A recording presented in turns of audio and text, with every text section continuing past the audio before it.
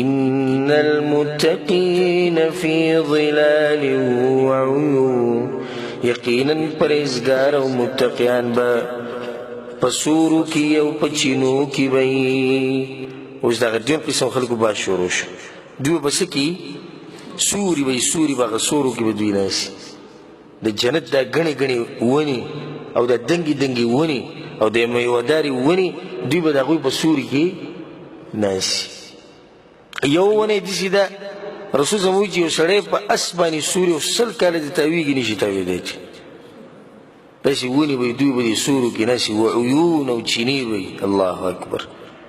جنت تکشین قسمه قسم میوې او سوري او په منځ کې به څه بهیږي چینې به کوم بهیږي. وفواکه مما یشتهون او میوې د هغه څه نه چې د دوی ورته زړه کېږي. داسې نه دي ویلي چې دا میوه به دا میوه به څه ویلي چې د دوی ورته زړه کېږي هغه میوه به په جنت کې چې ته څه غواړې هغه تا ته میلاوي. رب العالمین به ورته دا خبره وکړي کلوا واشربوا هنیئا خورئ او څکئ مبارک دي ستاسو دپاره یا خورئ او څکئ په ارام او په خوشحالۍ. ولې الله بما کنتم تعملون په سبب د هغه عملونو چې تاسو به په دنیا کې کول. الله به ورته دا وایي ښه په ارام خورئ څکئ. اوس نه مرګ شته او نه ختمېده شته او نه فنا کېده شته نه ستړي کېده شته او نه ناجوړه کېده شته او نه د پیسو مسله ده او نه قرضې دي او نه تکلیفونه او نه مصیبتونه او نه څوک دي ظالم شته چې تاسو باندې ظلم وکړي او تاسو سره زیاتې وکړي. الله په سورة یاسین کې ډېره عجیبه خبره کړې ده إن أصحاب الجنة اليوم في شغل فاكهون. الله جنتیان به په دغه ورځ مصروف وي. څه به وي؟ مصروف وي. په څه کې مصروف وي؟ فاکهون به د مزو اخیستو کې مصروف وي. ټیم به ورسره نه وي. نو دا کم کم نعمت له به دوی ورځي دا خو بې شماره نعمتونه او عجیبه عجیبه نعمتونه دوی به پکې مصروف وي. یو نعمت له به ځي او بل له به ځي. دا وازونه به دا خنداګانې به او دا مزې او دا چرچې به. هم وازواجهم في ظلال على الارائك متكئون. الله سوی و هغوی او د دوی ښځې ملګري دوی به ناسي په سورو کې فی ظلال او ناس به په څه باندې په دنګو دنګو پالنګونو باندې به ناسي. بیا الله په سورة یاسین کې مخکې دا خبره کوي لهم فيها فاکهة ولهم ما يدعون. د هغوی دپاره به په هغې کې میوې نو بیا لنډه خبره کوي ولهم ما يدعون چې څه غواړي هغه به پکې. بیا څه عجیبه نعمت دی دا سلام قولا من رب رحیم. او سلام به ورته ویلی کېږي د چا له طرف نه؟ مهربانه باچا له طرف نه.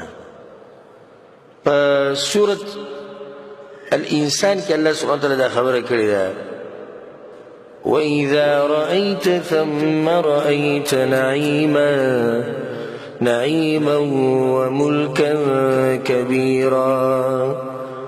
الله په دې سورة الانسان کې د جنت ته نعمتونه ذکر کړي. تاسو ته به یاد وي او موږ د دې تفسیر هم مخکې کړی یو پیر. نو دا نعمتونه ذکر کوي چې دوی به داسې نو بیا الله وایي لنډه خبره ده د پیغمبره که چېرته هغه ځای دې ولیدو نو یو غټه بادشاهي ده او نعمتونه یې غټه بادشاهي ده د جنت قسمه قسم نعمتونه په هغې کې دي. څه وایي الله په سورة فصلت کې ولکم فیها ما تشتهي انفسکم. که سړی تپوس کوي جنت کې څه دي الله وایي ستاسو دپاره پکې هر هغه څه دي چې تاسو یې غواړئ. ولكم فيها ما تدعون چې څه ستاسو زړه کېږي او څه غواړئ هغه به تاسو ته میلاوي. عجیبه خبره بیا دا ده نزلا من غفور رحیم. میلمستیا ده د مهربان رب د طرف نه. دا میلمستیا د جنت والا میلمستیا به څوک کوي؟ او رب العالمین کوي. اولنی میلمستیا د جنتیانو د به څوک کوي؟ رب العالمین به کوي. هغه به سلام ومچوي او ورسره خبرې هم کوي او دیدن به هم کوي. جنتیان د رب العالمین دیدن به وکړي. نو بیا به الله میلمستیا کوي. الله وایي نزلا من غفور رحیم. د جهنمیانو باره کې الله دا خبره ذکر کړې ده چې دوی له به ایشېدلې او خوټ کېدلې اوبه ورکوم او داسې خوراک به ورکوم چې هغه به ازغي او د دې جهنمیانو دا وینې او نوونه دا به څکي. خوراک به نه څښاک به نه چې دوی له فایده ورکړي. بیا الله څه وایي؟ هذا نزلهم یوم الدین. دا میلمستیا ده د هغوی په آخرت کې. نو د هغوی میلمستیا به هم رب العالمین کوي او د جنتیانو میلمستیا دا به هم رب العالمین کوي. الله دې موږ به د جنتیانو کې حساب کړي.